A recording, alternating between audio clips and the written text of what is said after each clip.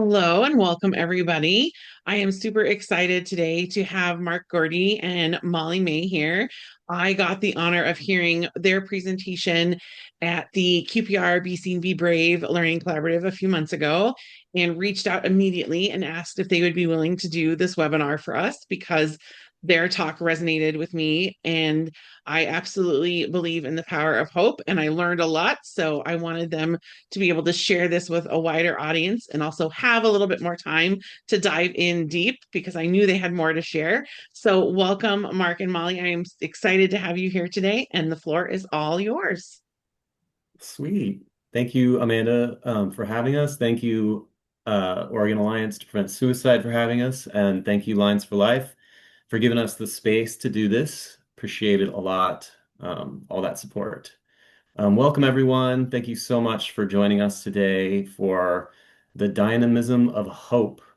And I'm really grateful to Molly, my co-collaborator, for this word dynamism because it's just the perfect word to describe the power of hope that the power of hope can have in our lives and in our communities. So I love that dynamism refers to energy and activity and change and forward-thinking progress. And our passion for this topic comes from the idea that hope can be a disruptive force.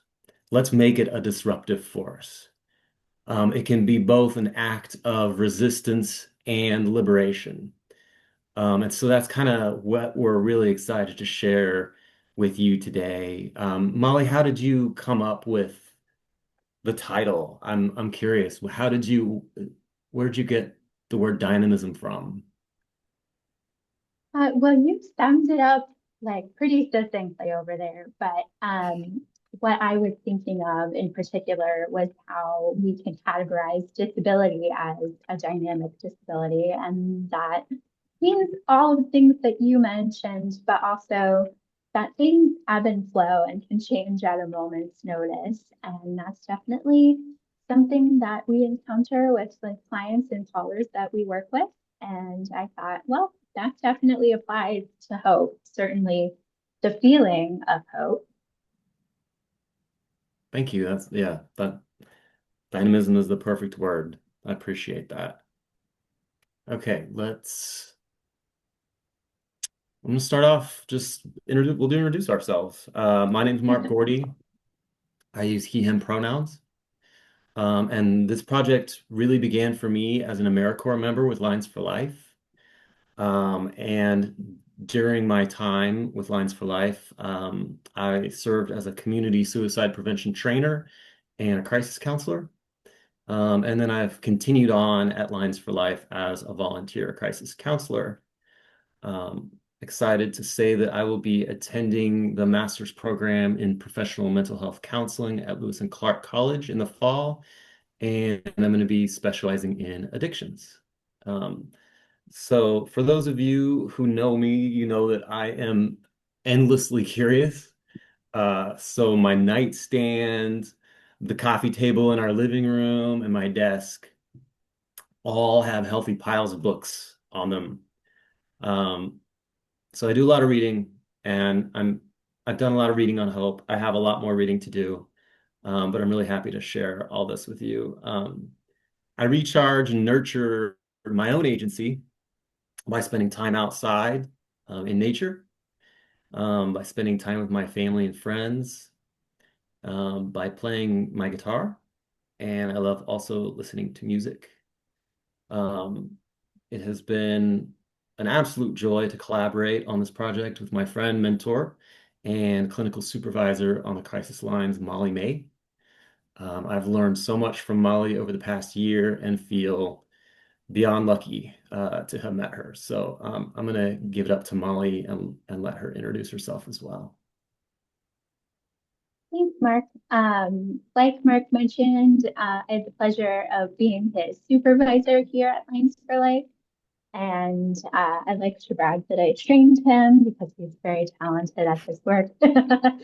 um, I on the volunteer team here. So I work directly with volunteers and interns while they're call taking, doing all kinds of things, but mostly supporting them in that immediate call and helping them get uh, the care that our caller needs that day, that call.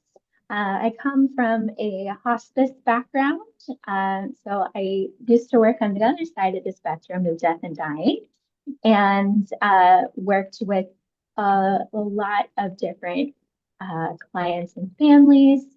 I'm currently tinkering on my PhD, very close to the dissertating phase finally. And half of that PhD is in disability studies. So you'll see we'll be dropping into the disability community a little bit later today as kind of a cross section and different lens on hope. And you can find our contact information is on this slide, and then we're going to show it to you later in case you need that. But let's go rolling ahead. All righty. I fully expect Molly just some banter throughout the slide throughout the slides between you and I. So feel free to stay off mute if you want to. Okay. So, what better way to begin our journey into the realm of hope than with a dramatic quote from Tolkien? Again, Molly, thank you so much for that. Um, I love Tolkien. I love Lord of the Rings. I love thinking about each little hobbit footstep toward Mount Doom as a little act of hope and an illustration of how hope builds on hope. For those of you who are familiar with the story, it also illustrates how hope and hopelessness are two sides of the same coin and can be held at the same time, which we'll talk a lot about later on. But our thought is that starting off with a Tolkien quote will kind of set the mood for this presentation as an exploration of hope. This is not a comprehensive or academic review, although maybe it'll turn into that someday. But this is just the tip of the iceberg. Like suicide, hope is complex. But our goal is really just to spark some thought and discussion around what hope looks like for us as individuals, for those that we serve, and for the communities we're a part of. To me, hope feels particularly important in this moment. And so, yeah, I feel that. I feel that need, that passion, fueled by everything that's going on around us. In suicide prevention and intervention, we talk a lot about planting the seeds of hope, planting those seeds of hope. But what exactly does that mean? I wondered about that. And my curiosity about the answer to this question really led me down this rabbit hole of hope. So really, this is about welcoming you all into my rabbit hole and Molly's rabbit hole and showing you around a little. There's a ton out there about hope. Um, and I've only scratched the surface. So I will encourage you all to continue exploring and planting those seeds with the knowledge that that hope grows and spreads. I literally have 6 new studies on hope to read right here on my desk. I will hopefully get to those next week. But this is a journey that continues for me, even after today. So here's a guide for our journey into the realm of hope today. We're going to look at conceptions of hope, and we're going to move from simple to complex, including envisioning hope on 2 different levels, hope for the individual and hope in our communities. We'll briefly touch on theory, in particular, C.R. Snyder's hope theory, which is the basis for a lot of innovative thinking and research over the past decade or so. We'll zoom in on a cross-section of our population by exploring what hope looks like within the disability community, which is the largest minority group in the US. And then we're going to talk about ways that we can cultivate hope, both as individuals and in our communities. Molly, do you have anything that you want to add to the agenda or any thoughts as we move into the presentation? No, I'm ready to go. Okay, here we go. So these are some questions that we are going to explore today. And the idea for this presentation started with a long list of questions about hope, such as, what is hope and how does it work? If suicidal ideation can be contagious, can hope also be contagious? Is hope a feeling? There seems to be a lot of debate out there about whether or not hope is an emotion or a way of thinking. There seems to be two kind of schools of thought. Hope as an emotion, hope as a cognitive process. Um, what roles do faith and trust play in hope? Can we create, induce, or cultivate hope in others? Can hope be dangerous? Is hope static, or does it fluctuate and change? And is hope experienced differently across culture? Is hope something that we can experience as individuals, or can hope be experienced collectively as well? Can we direct hope to promote peace? Can hope be a sustaining force, a personal anthem to action? As in the Switchfoot song, Hope is the Anthem. And Molly shared this song with me, and I loved it. Molly, do you want to say anything about Hope is the Anthem? No, I would just go on too long as a unabashed Switchfoot fan, but do have several good hope anthems if you are searching for one. Awesome. Thank you. Okay, seems like there are as many conceptions of hope as species of tree in Oregon. So we're just going to think about it together for a moment. Um, but first, just want to pause and see about you. Um, what is your idea of hope? So I'm just gonna give us a minute or two to think about that. Feel free to read through these quotes from poets and presidents to spark some thought. But really, I want you to just think about hope is what for you. And feel free to put your thoughts about hope in the chat, but you do not have to share it if you don't want to. So, what is hope to you? I'm going to give you just a minute or so.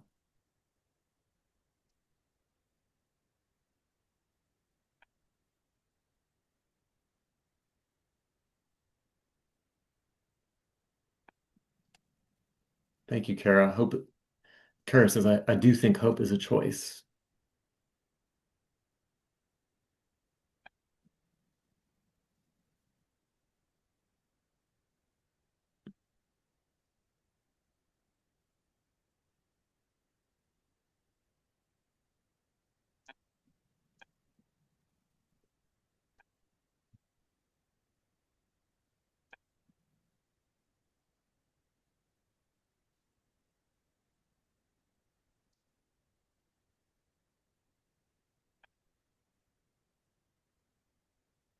Oh yeah, definitely, Rosanna. Thank you. Hope is being able to accomplish goals and having a positive mindset. Absolutely.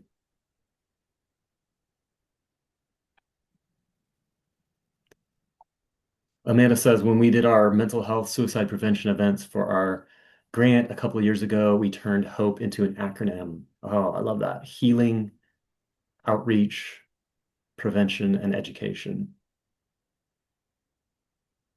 Amazing.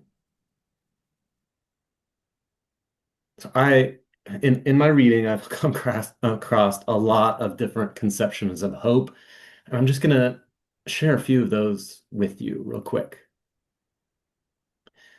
So how about this one? Hope is the art of self-persuasion. Hope is or should be realistic imagination.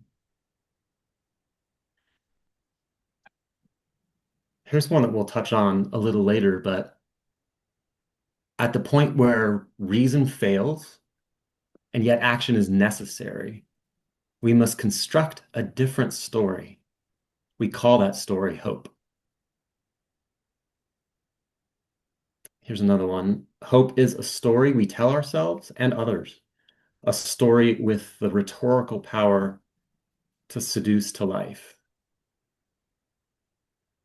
Megan, I see yours there. Thank you. I see hope as an active state. It can't just be a feeling with no action. Yeah, you nailed it. And I think that a feeling with no action, I think maybe wouldn't be hope. I think maybe would be optimism instead. And that's what I like about hope and the difference between hope and optimism. Hope moves us to action. Hope is where wishes and expectations intersect. Hope is what revives us and gives us energy to pull ourselves back from rock bottom. Hope is a spark that exists within each of us that is willing to place our trust in the great unknown. Hope is the truest form of self-preservation. Okay. So I'm going to talk a little bit about my conception of hope. To me, the word hope has really come to represent why we do what we do in suicide prevention, intervention, and postvention work. We're really working to help connect others to hope. We're working to identify that little glimmer of hope or that spark of hope and maybe help fan it into a flame if possible. So we're working to show someone experiencing suicidal ideation that there are other options available. I like to think of it in terms of a metaphor. If we consider suicidal ideation as a journey, I think of someone walking down a dark hallway toward the act, which they might perceive as the light at the end of the hallway, so to speak, or the only solution to their problems. But as you can faintly make out, there are many doors along either side of this hallway. And we don't know how long the hallway is for this person or where they're at on their journey, but the fact that they're moving in any direction at all can kind of give them a sense of comfort, however small. And as they move down the hallway toward the act, they are focused on their footsteps or their misery or their pain or the issues they are stuck wrestling with over and over and over again, so they don't notice those doors as they walk past them. Suddenly, and wouldn't it be amazing if this illustration was animated? One of those doors opens up ahead and light streams into the hallway. Standing in that doorway is someone who cares enough to ask them about suicide and let them know that they mattered, that they matter. And that's what we do. That's what we do in suicide prevention and intervention. And those doors represent hope. And on the other side of those doors are those alternate pathways, including seeking professional help, and hopefully even the opportunity to rewrite their story, which we're going to talk a lot about later on. So what is hope? Let's start simple and move toward complex. A very basic definition of hope is just the belief that we can get from point A to point B. So as humans, we have this unique ability to imagine outcomes, which is amazing. And it has made us goal-oriented people. So we can envision a way forward, and so we do every single day, from the time that we wake up in the morning to the time that we go to sleep at night. And I don't know about you all, but sometimes even in my dreams, I'm thinking about ways to get from point A to point B. So in other words, our imagination is the instrument of hope because it allows us to envision desired outcomes. But because we don't live in a world of one, of course, we also need to think about how we can get from point A to point B as a community.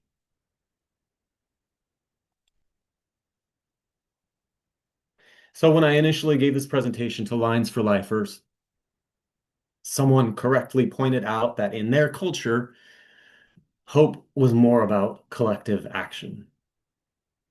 And so I did a little bit more reading, a little bit more research, and it turns out that in the West, we tend to conceptualize hope more on an individual level. While in the East, it's often about the role of community. So Eastern conceptions of hope come from different origins, namely from Confucianism and Buddhism. And so I really love this quote from Lin Yutang. Hope is like a road in the country.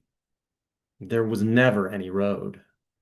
But when people walk on it, the road comes into existence. So this is why I do think it's important for us to consider hope on two levels, individual and community. So do y'all remember this? I'm just gonna play a few minutes of this video.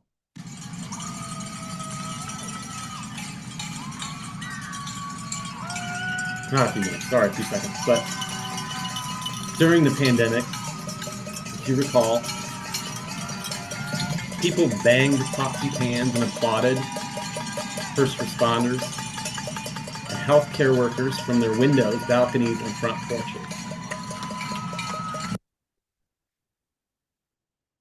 Would you say that that is a display of individual or collective hope? What do you think? Heck yeah.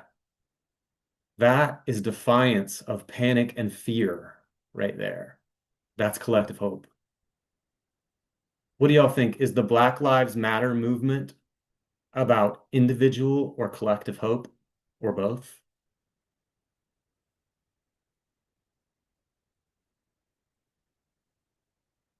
Both. That's defiance of inequality and racism. That's that's both collective and individual. Absolutely. When neighbors band together after natural disasters to support one another physically and emotionally, is it individual or collective hope?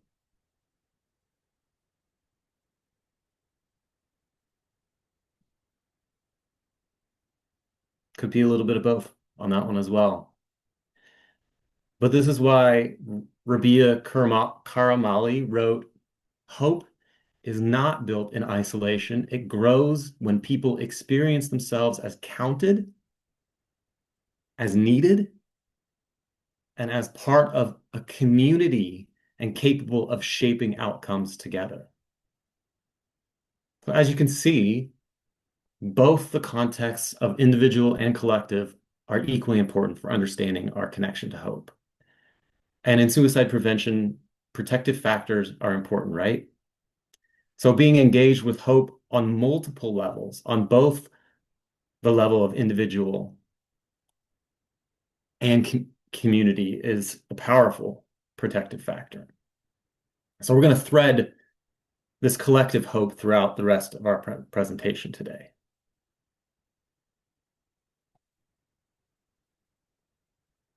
But first, I have to warn you, beware. Not all hope is beneficial. Hope can also lead us astray.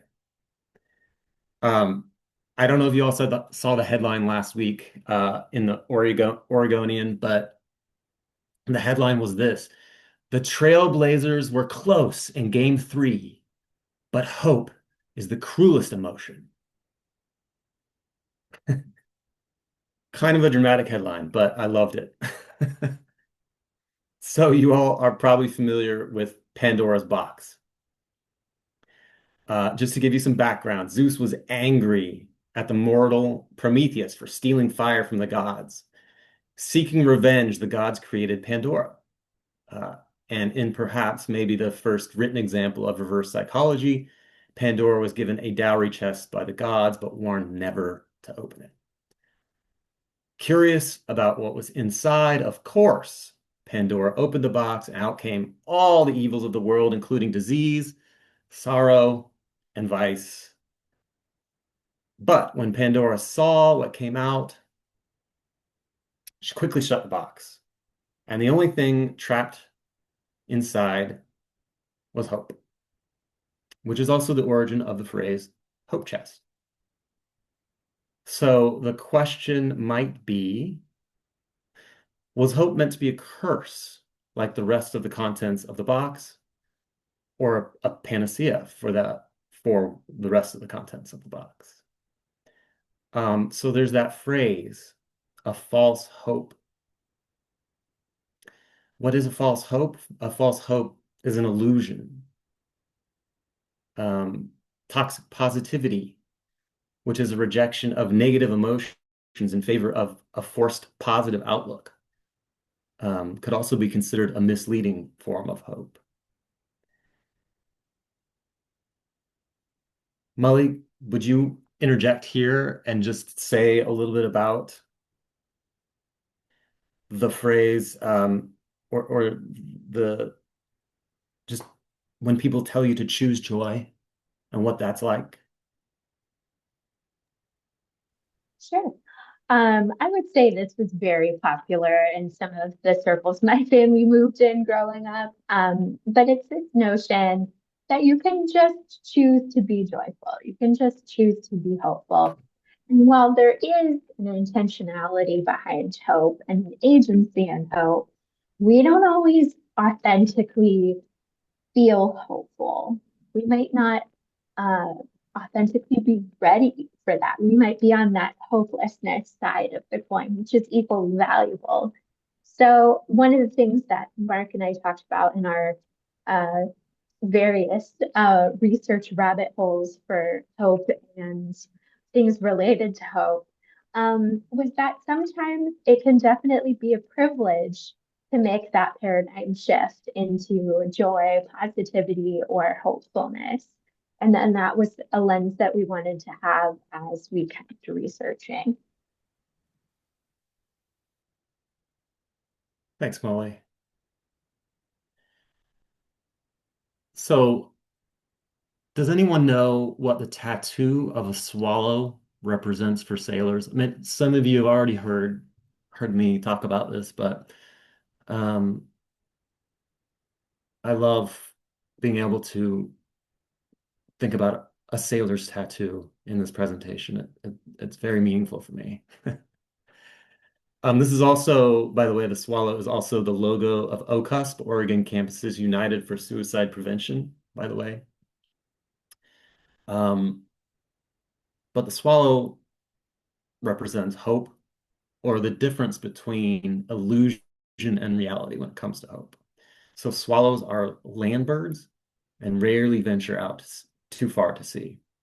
So on those long and torturous sea voyages of yore, spotting land in the distance could be nothing more than an illusion or a trick of a longing mind, also known as a false hope. But a swallow, however, alighting on a mast is concrete proof that land is nearby. So, excuse me, a swallow represents that kind of hope that is based on reality.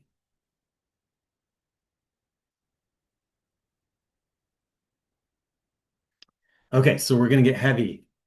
We're going to jump right into the deep here. Mindy, thank you so much for gifting me this book many years ago. But what does hope look like in the face of survival? So, Viktor Frankl estimated his chance of surviving internment in a Nazi concentration camp during World War II to be 1 in 20.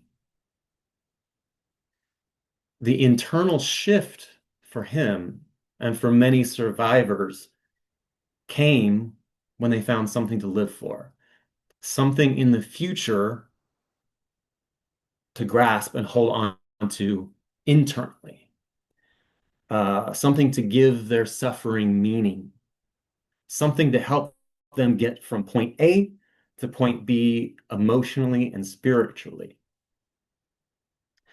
Frankel loves to quote Nietzsche. Nietzsche? Nietzsche? I'm not sure. Number two. I always mispronounce that. He who has a why to live for can bear with almost any how. So even though the prisoners had no choice of action and no control over their outward lives, Frankel saw two pathways internally for himself and his fellow prisoners. So he said one could make a victory of these experiences, turning life into an inner triumph. Or one could ignore the challenge and simply vegetate, as did a majority of the prisoners. So Frankel described how many let themselves decline because they couldn't see any future goal. And they just preferred to close their eyes and live in the past. And unfortunately, life for those people became meaningless. Frankel wrote, "The prisoner who had lost faith in the future, his future, was doomed." So he gave these examples that I want to touch on real quick. These examples of a loss of faith in the future or loss of connection to hope. And the reason I kind of talk about these and bring these up to me is because I've heard this a little bit on the crisis lines. I've heard this in people's voices in their way of thinking. So the first example here is about it's a composer who had a dream in which he was granted one wish, and his wish was to know when the war would be over for him, when his suffering would end, and he could go back home and go back to composing music. So he had this dream in February 1945. So kind of towards the end of the war. And the voice in the dream told him that the war would be over for him on March 30th. So February, March, just a month or so after the dream. He believed this voice. And during that time, from February to March, his connection to hope was strong. He trusted in that voice. His connection to hope, his survival was strong. But on March 29th, when news of the war made it to the camp and made it unlikely that it would be liberated by March 30th, the composer fell ill. On March 30th, the composer lost consciousness. And on March 31st, this person died. According to Frankel, his faith in the future and his will to live had become paralyzed, and his body fell victim to illness, and thus the voice of his dream was right after all. In much the same way, the death rate in the camp between Christmas 1944 and New Year's 1945 increased beyond what they had seen before. Because as the war drew nearer, many of the prisoners clung to the hope that they would be home again by Christmas. But when it didn't happen, they were overcome by disappointment. And they suddenly lost that internal power of resistance. They lost their hope.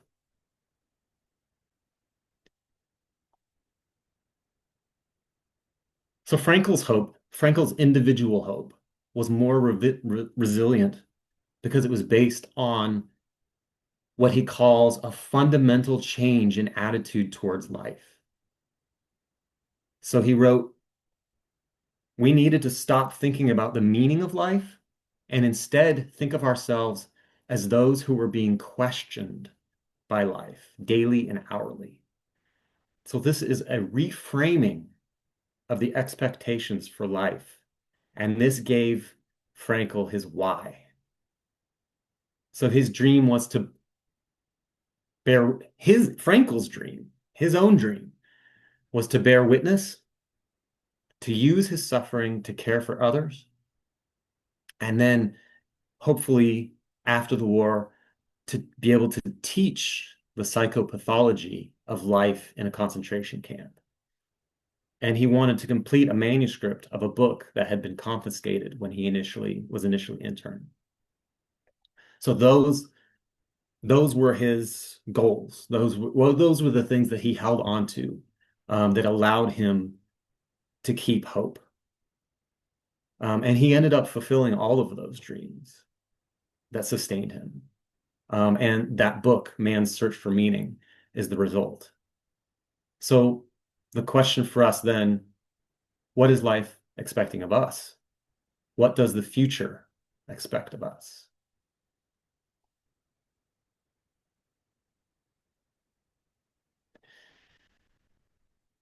So this quote from Chan Hellman. Chan Hellman is a professor of educational psychology at the University of Oklahoma and the director of the Hope Research Center. And Dr. Hellman has devoted his career to studying hope. So hope is the belief that your future will be better than today, and you have the power to make it so. This is not toxic positivity, but what does he mean that we have the power to make it so? Does that power to make it so depend on privilege and autonomy? Something to think about. But I think, like Frankel, excuse me, the power to make it so is about reframing what the future holds for us. Jane Mattingly, disability advocate and author of This Is Body Grief, describes it as leaning into the idea that things could possibly get better, or a mindset of willingness to place our trust in the great unknown, even if just to explore that. And we'll talk more about this later, but this goes beyond mere optimism into giving ourselves permission and grace to vacillate between hopelessness and hope, because there's room for both. It's a shift in perspective that allows us the space to trust the present enough to want to stick around for what the future holds. So in other words, that trust is a process, not just a simple decision. And giving ourselves the grace to hold hope and hopelessness gives us the space to allow for that process to unfold. Molly, do you have anything that you want to add around that as well? Good. Cool. So this brings us to hope theory, which has been the dominant cognitive theory of hope to date, pretty much. Hope theory was born out of positive psychology, which is a strengths-based response to the severely stigmatizing practices of the past. Do I have to hit it again to... Oh, there we go. Sweet. Look at that animation. Good job, Molly. That's amazing. Um, when C.R. Snyder, a researcher and psychology professor at the University of Kansas, which is my alma mater, Rock Chalk Jayhawk, held his granddaughter for the first time, he decided that he wanted to give her the gift, and something that could last a lifetime. So after thinking about it, he decided that he would like to give her the gift of hope. And so Snyder's theory began with two simple ideas. Hope is a cognitive skill that can be learned, and hope must be anchored to a concrete and attainable goal. So according to Snyder's hope theory, there are three components: goals, pathways, and agency. So goals are those realistic, desired outcomes that we strive and work towards achieving. They can be small goals, they can be large goals, but they have to be in the realm of realistic. So like the goal of winning the lottery does not apply here. Remember that false hope can be dangerous, like the prisoners who hoped to be liberated by Christmas. Pathways, or our way power, are the strategy or plans for achieving our goals. So the more pathways that we can identify to reach our goal, the better, because the more options, more pathways will help us build resilience into our hope. And then we have agency. Agency is also known as our willpower. And that is our ability to take action and movement and sustain our efforts to reach our goals. So our agency is about our motivation and energy for reaching our goals. And for those of you who are familiar with the children's book, like The Little Engine That Could, it's not just about saying, I think I can, I think I can, I think I can, but it's about acting on it. It's about trusting in ourselves and then finding ways to maintain that energy and motivation to keep going and make it over that mountain. So we're going to do a quick little exercise. I am going to be vulnerable for a moment and tell you a story about hope in my own life. And I would like you to try to identify the three components of Snyder's hope theory in my story. So listen for my goals, the pathways or strategies that I use to achieve that goal, and then my agency, or how did I sustain my efforts to reach my goals? Okay, so here we go. This is going to sound strange, but hope for me was a bucket of paint, at least initially. Well, many years ago, I experienced a crisis in my life around burnout and depression, and my connection to the future became tenuous. So during that time, I was sort of buried in a lot of worry. It was like kind of like a deep, dark hole that I couldn't see a way out of.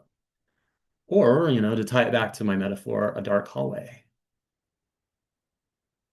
But there was this room in my house that was painted this particularly nasty, hideous shade of pink, like someone had thrown up Pepto-Bismol all over the walls. And it was just something that I always wanted to paint and get rid of. So needing this sort of relief from the rumination I was experiencing, it occurred to me that at the very least, I could get rid of that horrible pink color. So I wandered down to the basement and found a random bucket of white paint and just began painting. And as that pink began to disappear, something strange started to happen. Not only did I find this temporary relief to get me through the hours of those days, it gave me relief from my ruminating thoughts, but I also started to feel some sense of forward momentum. So with each wall that became white, I felt a little bit of energy return. And when that room was finished, I stood back and I looked at it, and I loved the fact that that pink color was gone forever. Um, and for some strange reason, I began to feel a connection to hope again, however small. So from there, I made other improvements to the house, and I eventually scheduled an appointment with a counselor. And it was a journey. So what do you think? Were you able to identify the three components of Snyder's hope theory in my story? What was my goal? And you feel free to type it in the chat box. What was my goal?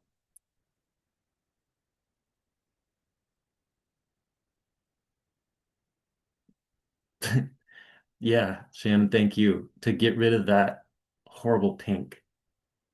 Yep. Thank you, Amanda. Yeah, get rid of that Pepto pink. Absolutely. Okay, so how about my pathway? What was my pathway to getting rid of that to get unstuck. Heck yeah. Thanks, Mindy. What was my pathway to find to getting there?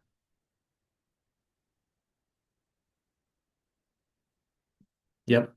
Finding paint, putting that brush to that wall over and over until that pink was all gone. How about how about my agency or willpower?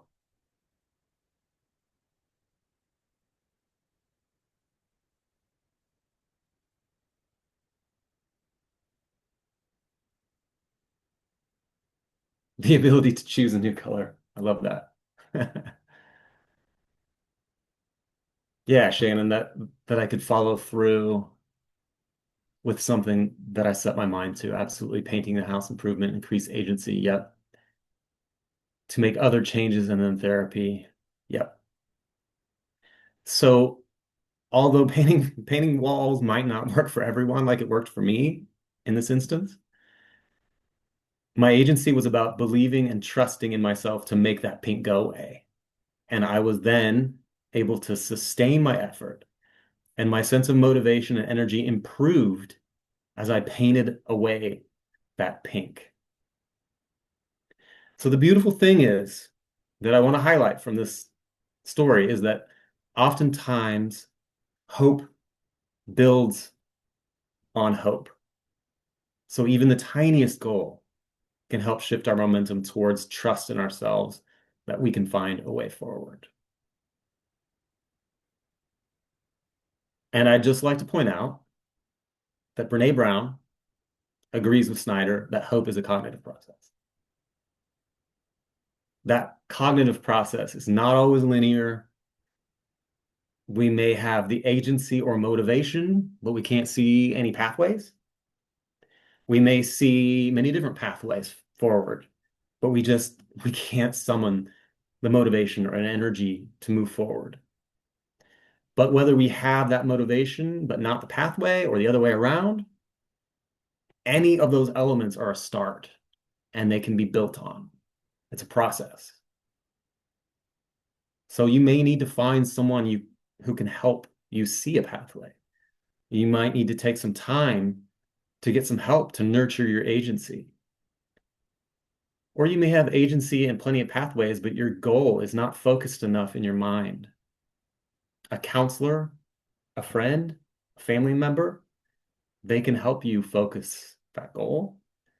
A crisis counselor taking calls on 988 can help with that.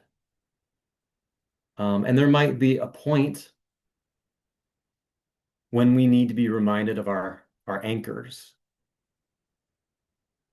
And our anchors, according to Jane Mattingly, are our special connections with people, places, or things that tether us to this world and give our lives meaning, no matter how hopeless things get.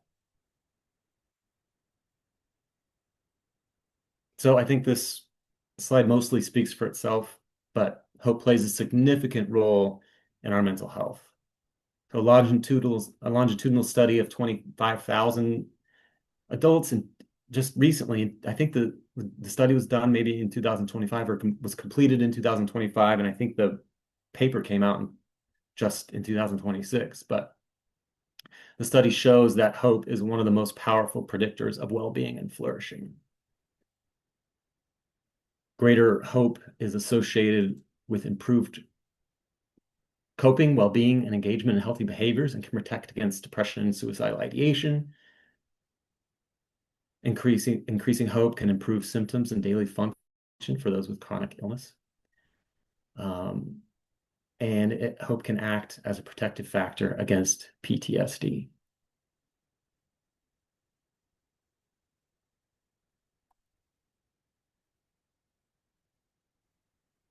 So I was delighted to discover something called the Papageno effect because it's so whimsical, but it also illustrates the power of our stories. So the Papageno effect is when stories of resilience and hope presented specifically in the media have this positive protective effect on people experiencing suicidal ideation. So Papageno is a character in Mozart's The Magic Flute who contemplates suicide but is shown alternatives and ultimately chooses to live. So stories of hope and recovery have these extraordinary powers to help others by dispelling that stigma and myth about suicide and by signaling that it's okay to open up and communicate about our pain. So they may be able to think, man, if others can find another option, maybe, just maybe I can too. Yeah, so like in our hallway metaphor, discovering an alternative pathway is where the spark of hope resides.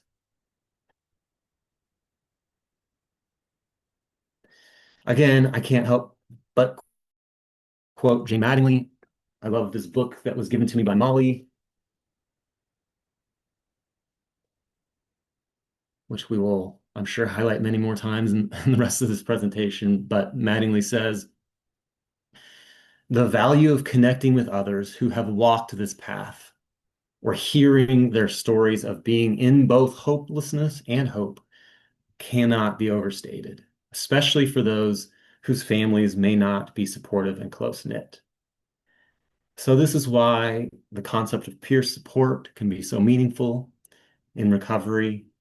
And this is why we should not be afraid to share our stories with people.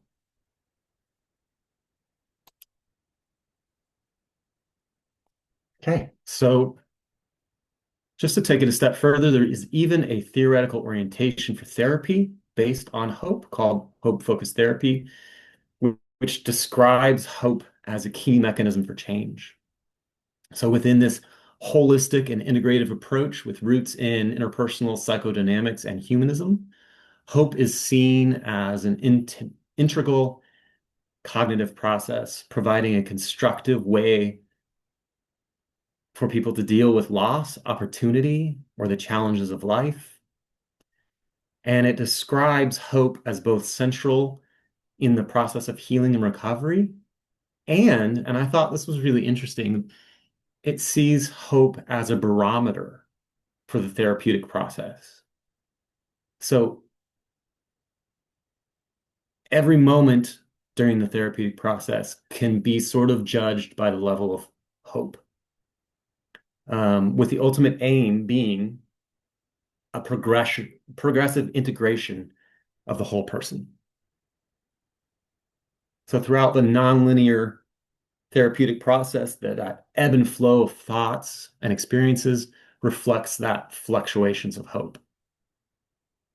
And so the task of the therapist then is to attend to the presence of hope, sometimes maybe to hold the hope when the client can't, to challenge false hope when it's confusing to the client, and to nurture hope until the client is able to hold it for themselves.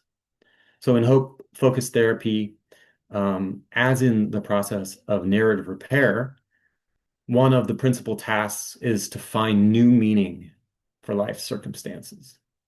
So in this way, hope can then be about empowerment through an active and ongoing process or practice of reframing and restoration, even when fluctuating between hope and hopelessness. And so I'm gonna pass it off right here to my good friend Molly and let her say a little bit more about that.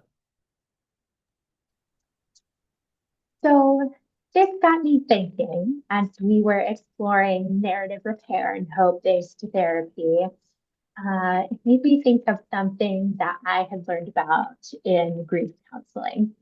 And it's a really cool model for understanding what our body minds go through when we're in a grief process, when we're sitting in that discomfort and we are feeling hopelessness.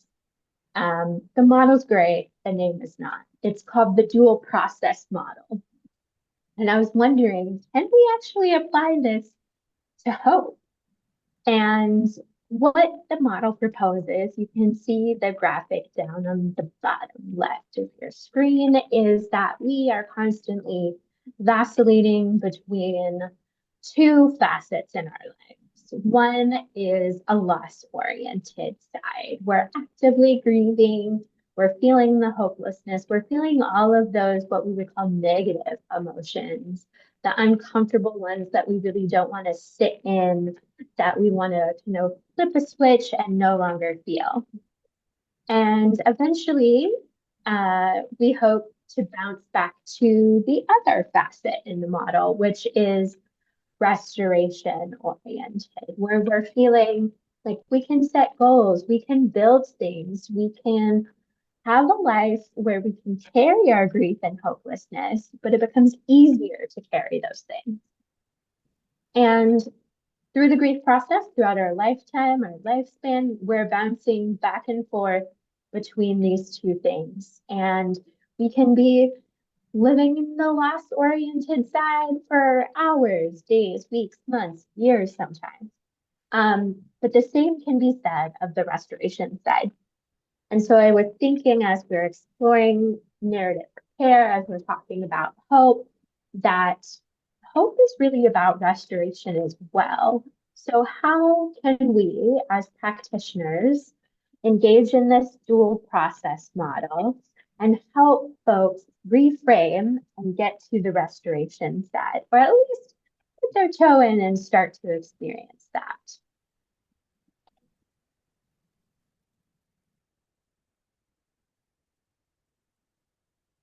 Next slide.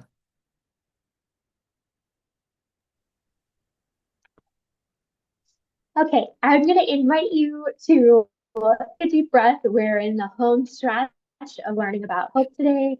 I am stoked to teach you a little bit about the disability community.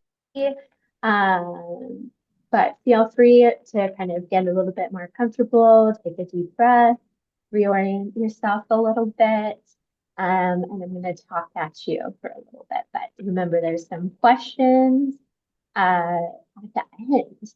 So as Mark said earlier, the disability community is the largest community in the United States that we would consider a minority community.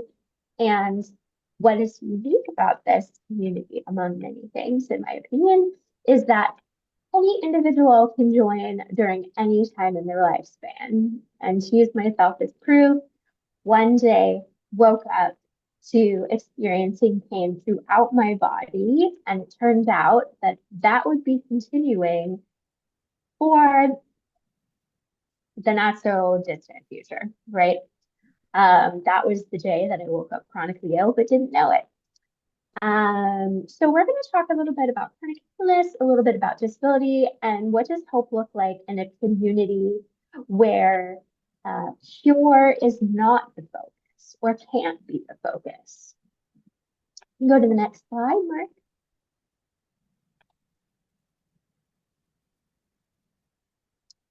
So I want to start talking about this with talking about what is hope fatigue. This is something that Mark started diving down the rabbit hole, and then I went down my own disability-related rabbit hole of what is it? I certainly know what fatigue is like, but what are some other kinds of fatigue that we might experience? And it turns out hope fatigue is one. And when you are a person living with chronic pain, a lot of times in the field, this is called mental defeat, which is a term I don't love. I will come out saying that at first. I think hope fatigue is a little bit better and tells us a little bit more about what it contains. But mental defeat is described as more than just an inability to cope, but feeling like there is no meaning left in a disabled life to live. Like you're truly at the end of the rope.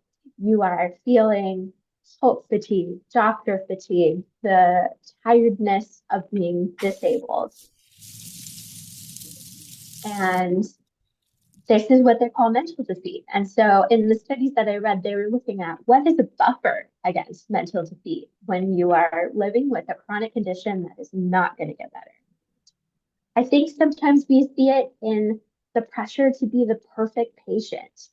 And a lot of times this is how we present ourselves as not too sick, but sick enough, wanting to be taken seriously by the doctor. not wanting to experience gaslighting and dismissal.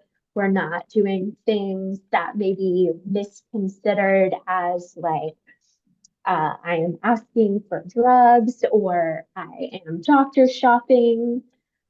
These are all calculations and negotiations we're making in interactions with our medical care team, even people that know us better than somebody in maybe an emergency situation would. And a really good example of this is what we would call the disease warrior model or the moral model of disability. And that is where a person is expected to overcome their disability or their illness, to always have a positive attitude, to do things despite their disability, or to, never really get down or share the realities about what disability is actually like. And it turns out it's not glamorous most of the time. Another thing that contributes to hope fatigue in a very measurable way is the forced poverty or the disability tax. And that is where people with disability, chronic illness, mental illness, everything under that umbrella are spending more money to function and to have the best quality of life possible with what their context is. And by forced poverty, I'm talking about folks that maybe are eligible for disability benefits, but those aren't enough to keep them above the poverty line. Most people with disability live well underneath the poverty line, with the average of Social Security disability averaging about $741 a month. So you can do some quick math and see how that's just not enough for survival. Definitely if you don't have support. Other things that are measurable for hope fatigue are ableism, medical neglect, medical gaslighting, and misdiagnosis. And as we were talking about this, Mark and I definitely felt and could see from our studies that all of these things that can contribute to hope fatigue are compounded by being marginalized, being more what we would consider vulnerable or quote unquote high risk, being part of a community that's historically been disregarded or excluded. Health disparities are a big contributor. And then, of course, isolation, not being connected to community or opportunities for support. Go to the next one.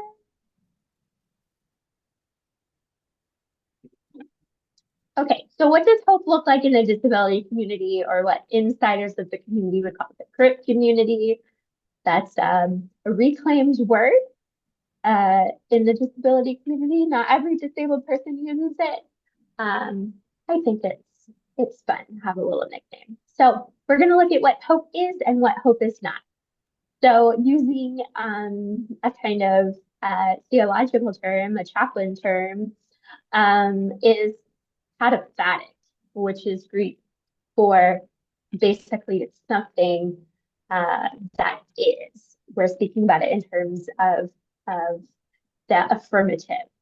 So hope in the CRIP community is accessible. That means anybody can have access to hope. The pathway, as Mark said with hope theory, may look very different amongst individuals, but it is something that can be and should be accessible. In our discussions, we talked about how hope has to be authentic and genuine. We know when people are speaking to us and they're disingenuine or they're kind of putting on a facade. We want hope to be from an authentic place. We know when people are sharing with us in a genuine way, and we want to emulate that. Hope also involves vulnerability and trust. It takes a lot of bravery and trust in the unknown to reach out to a professional in hopes of hope and trying to make a change. Hope also looks like community care and identity. What I didn't expect when I became disabled was that it was going to come with a caring and supportive community of participants, of elders, and then that was going to become a meaningful identity for me, especially as I carried on with incurable diseases throughout the years. while that may not have changed for me, I got so much benefit from my community and was sustained by them and continue to be. Hope is also an isolation breaker.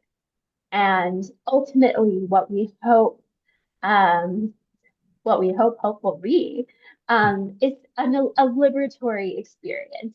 And when we talk about liberation is for all people, all communities, even people we don't like or people we morally disagree with.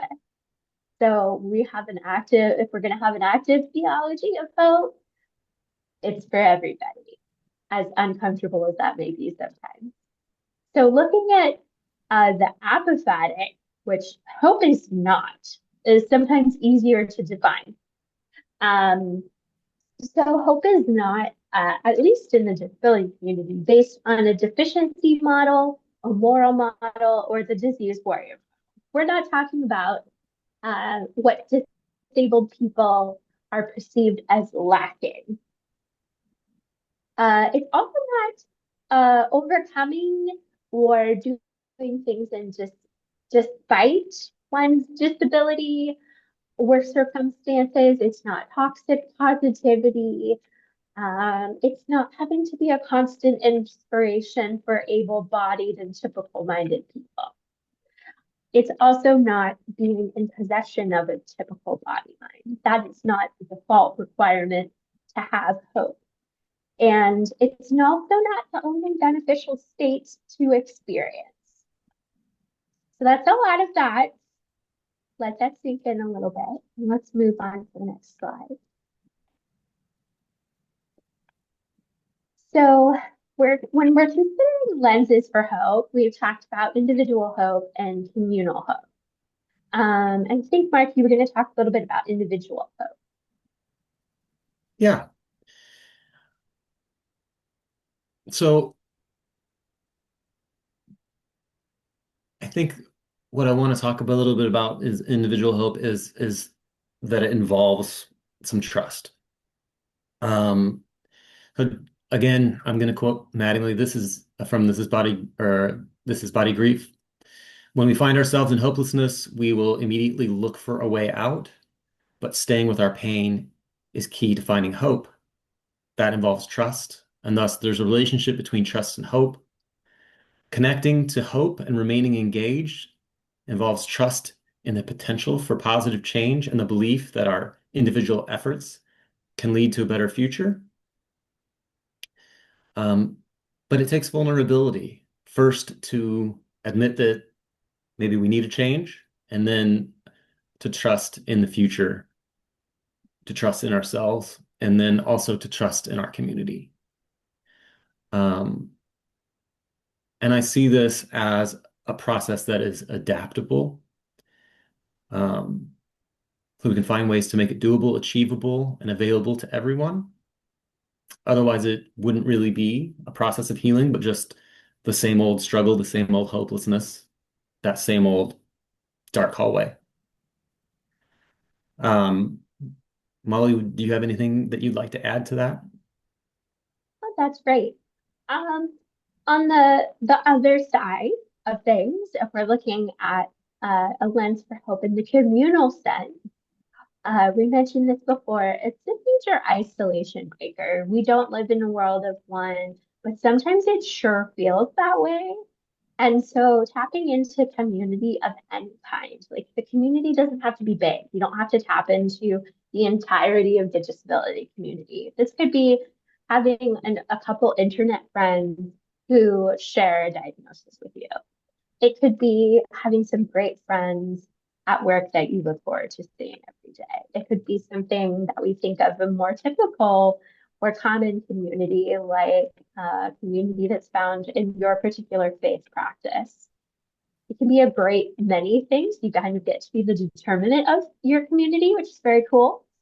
And then lastly is something I wanted to put on your radar, that I think is a special, like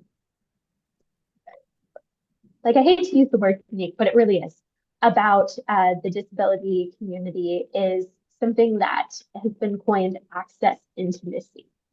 And this is created by activist and author Mia Mingus, and I'm going to put her name in the chat.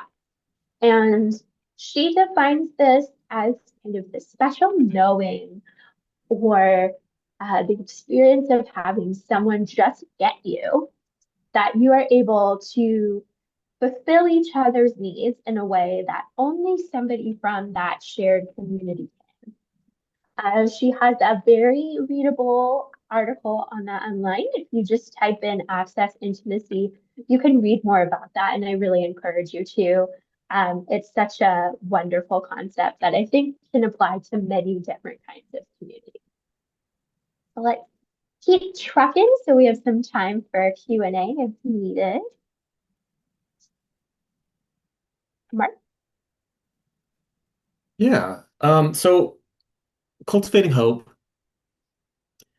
we kind of took the things, the individual ways to cultivate hope and the collective and kind of made a list. But some of the individual ways to cultivate hope, especially in regards to um, hope theory, are leaning into that smallest glimmer of hope by exploring new possibilities, finding multiple pathways, really nurturing ourselves to nurture our agency.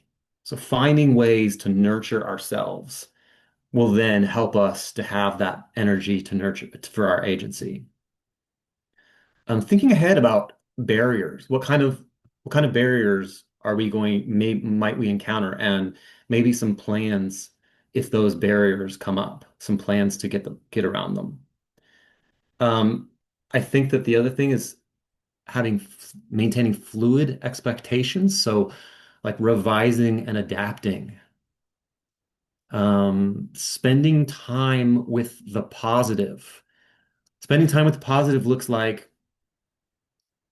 going easy on ourselves, celebrating successes, thinking about what worked in the past.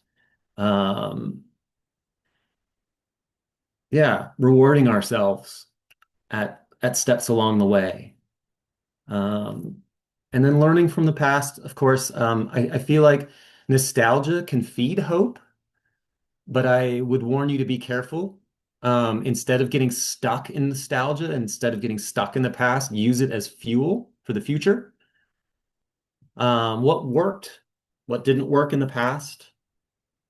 And then, as we have said throughout our whole presentation, connection is key.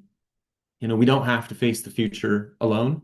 Um, Connect with those around you. Um, Find a community, connect with your community, make being in your community about mattering for others too. Allow yourself to visualize success without becoming necessarily tied to expectations and outcomes. And then again, seek out and share inspiration. Stories are powerful. I think that for me, collective hope is is about mattering. It's about cultivating everyday experiences of mattering. And so on the slide here, care webs and constellations, being a part of a community care. Um, Molly, did you want to go ahead and share some of these items here? Sure. So the concept of a care web, I want you to think of like different points of support that you have in your life. That could be different friendships, different people. It could be a professional that helps you in your wellness. It can be mentors. It can be a food train when you're sick. It could be a thing. And these are like different points in your constellation of how you care for your community and your community cares for you. And as Mark said, we're sharing stories of hope and survival to kind of urge each other on, especially now when hope is hard to find. And we can look to survivors for their expertise and their leadership. They certainly know how to get through the discomfort that we're talking about. And discomfort is not the best word. cover, but you know what I'm talking about. Um, Hope and hopelessness can be found in the same hand. As I frequently tell my callers, it's enough just to be curious about the future. You don't have to feel like a full-fledged hopeful person, but just considering and having an open mind to what that future may look like can be enough to start cultivating hope. As we introduce Jane Mattingly to you, cultivating trust in your own body mind can carry you far. This was something that Mark brought up and was really passionate about of fighting injustice and invisibility where we see them, centering feeling of justice and liberation for all communities in that care work that we deliberately do. And then just to lastly, expanding our definition of neighbor. We spend a lot of time asking who is our neighbor, but what if we kind of reframed that into who can be? Yeah, one thing I will definitely add to um, fighting injustice and invisibility and expanding our definition of neighbor is interrupting invisibility whenever we see it and including others whenever we can.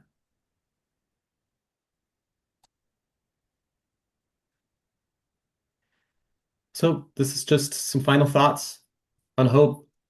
Hope is a way of thinking, which means it can be taught. Hope can be a buffer against mental defeat. Hope is adaptable and accessible, which helps us maintain resilience. Hope builds on hope. Hope is social. Hope is communal. Hope is about building micro communities.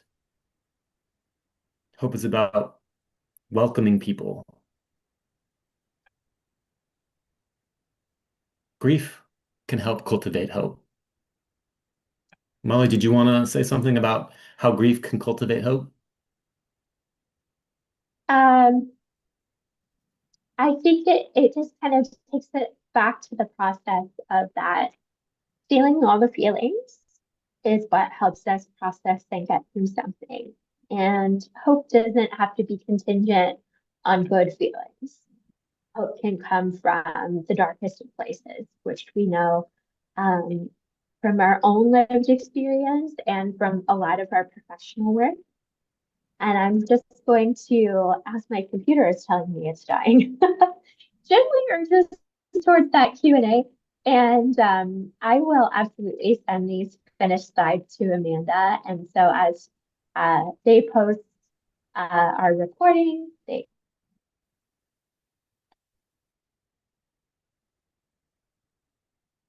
Sounds good.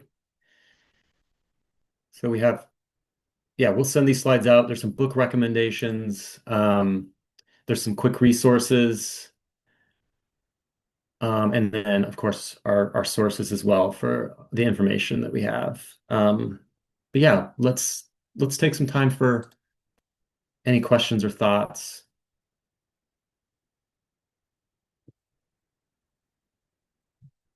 I will also say that there is, I went to the library the other day and I just happened to run into this. There's an event, it is in the Collins Gallery on the third floor of the Central Library downtown, and it runs from April 4th through July 5th. But it is 18 artists that have created small and shareable acts of hope that are displayed in the gallery.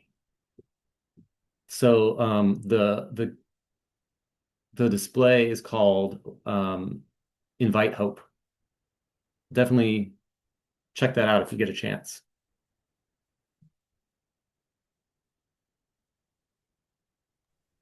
Thank you, Mark. Does anybody have any questions?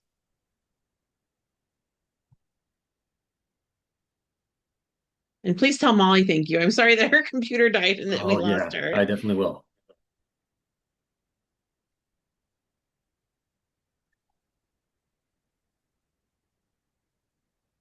Thank you, Justin. Yeah, that's awesome. Appreciate you being here. I guess I hope that everyone has lots of questions just bouncing around in their minds, and they're gonna go out and seek out some more information on hope. But Well, and like Molly said, she'll get me the slides and I will make sure those are shared. And I really appreciate that you have some book recommendations and all of your sources cited. That's great because, yeah, the hope is that folks will kind of tune into this in whatever way they have, you know, more questions for themselves. I will say, I love that you guys took it into a place where often isn't talked about, right? Like the grief angle and the disability angle. As someone with disability and illnesses that are invisible, right? Like I absolutely loved how she had written on there that many disabilities are invisible, yet your reaction to them is not, right? So how do we again create those inclusive spaces and be aware of, how we are interacting with folks? And, grief is a part of the work I do in my business. And grief, everybody experiences it differently, but having that lens of hope added to it is a really beautiful thing. So, thank you again to you and Molly for bringing this here to the Alliance. And again, we do have a couple more minutes if anybody has come up with any questions. yeah, But thank you to Mark and Molly.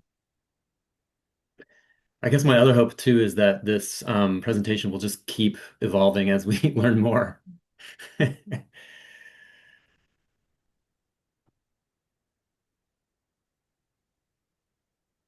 Thanks, Laura. Thanks, Jim.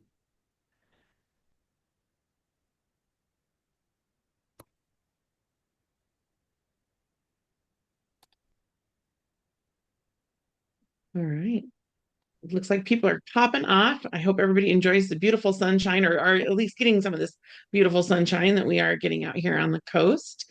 And yeah, once we've got the slides and the video cooperates with Jen, we can get all of that uploaded and get that shared out. But thank you again, Mark, for being here. Yeah, thank you so much for And if you having us. ever want to share, like, I love that you keep finding studies. Like, I like to nerd out on stuff like that too. So if you find Totally. anything good, please don't. You've got my email. Please don't hesitate to send it my way. Will do. Um, I have a connection to the word hope because it was my grandmother's middle name. And so it's Oh, also special in that way. So I love tying all of this in to what I do as well. So thank you again. And I hope everybody has a beautiful rest of the day.